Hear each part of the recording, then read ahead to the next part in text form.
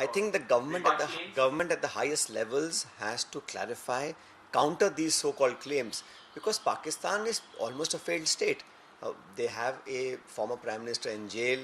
The ISI and the deep state and the army control most of the decisions that Pakistan takes. It's a coalition government, a weak government, which has no credibility, because a few hours after the announcement of ceasefire, there was heavy shelling on the borders. So what credibility do they have as a state to ensure in future there will be no violation of ceasefire, or they will not use the funds given by the IMF or other monies that Americans have promised in forms of expanded trade, that money will not be used to fund further terror organizations.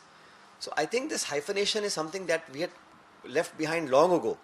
The attempts to again drag and put India and Pakistan on the same platform, I don't think it's a positive sign. And certainly, Government of India must come out and clarify its stand.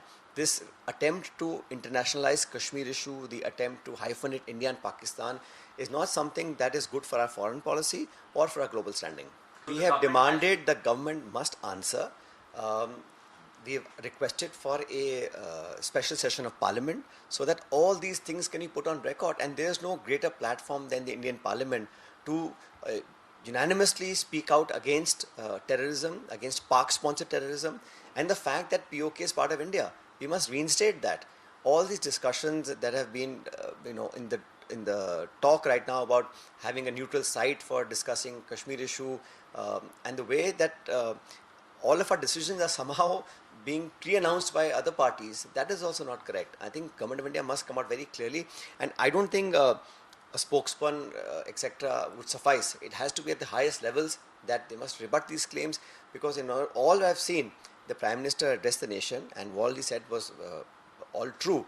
But he didn't once counter the US President. He didn't once say that he's not speaking the truth, and that the ceasefire was done on what conditions, because I personally don't feel that the Pakistan state has the credibility to give such assurances.